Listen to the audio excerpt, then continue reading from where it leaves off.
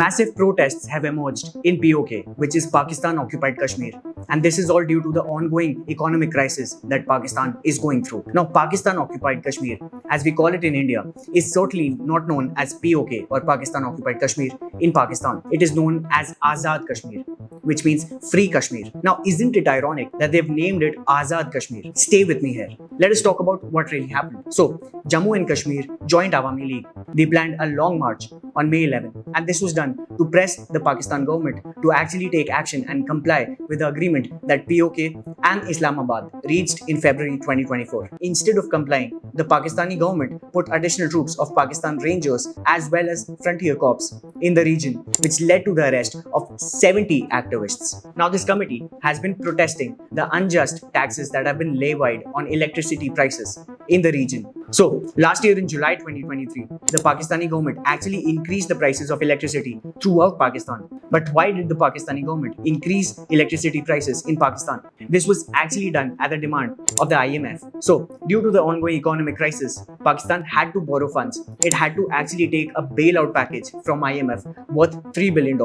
But it came with certain terms and conditions. And as a part of its terms and conditions, it had to increase its revenues. And what did Pakistan do? It increased electricity prices throughout the nation. Not only that, but the IMF also asked Pakistan to reduce its subsidies in the power sector and also cut down its expenses related to salaries and pensions. Furthermore, the IMF has asked Pakistan to tax its pensioners. Now, while this move will increase revenues of the Pakistani government, it will be a huge burden on retirees. Now, you may be thinking that this is the only option that the Pakistani government has got. It has to listen to its lender, which is the IMF, and it has no way to go. But it is the government of Pakistan that has brought all of it on itself. Not only on itself, but the people of the country. Pakistani government has always prioritized the welfare of its army over its people. The government has spent billions and billions of dollars on its army instead of improving the country's economy and its infrastructure. And now it has to survive on these borrowed funds. What more, it has to listen to its lenders as well and fulfill their demands, while the civilians of the country, they suffer in reality, and the deep state still remains unaffected. And it does not stop there. Pakistan is now seeking another bailout package from the IMF worth $6 billion to $8 billion. And what is this bailout package going to do for the people?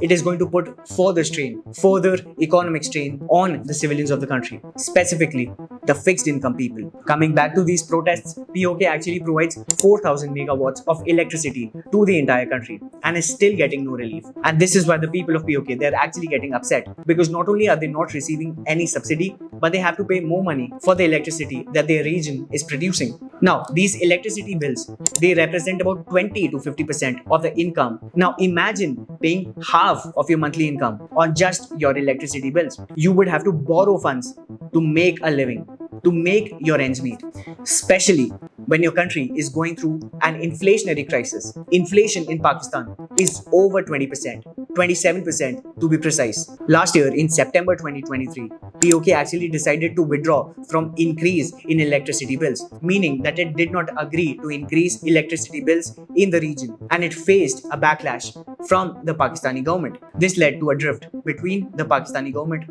and POK, which was later resolved in February 2024 on accounts of the Pakistani government complying with POK and actually working out a deal between the region and the Pakistani government. However, Pakistani government actually failed to keep their promise, and this is what eventually led to protests in the region, arresting 70 people, 70 activists. Not only that, but the government had to deploy more troops in the region and even resorted to throwing tear gas, which actually led to the killing of 2 girls. Now, no one knows how long will this protest go on, and no one knows for how long this drift between Pakistani government and POK will continue. But if they do not come to an agreement, this protest will continue to go on. And although Pakistan as a whole is being affected, the Pakistani civilians as a whole, they are being affected, but the people of POK are protesting, and them being affected by this protest and the economic crisis could have a major impact in the Indian subcontinent. And this is because India claims POK, and even the Defense Minister of India, Mr. Rajnath Singh, has said that India will not have to use force to capture POK, and that POK's people will demand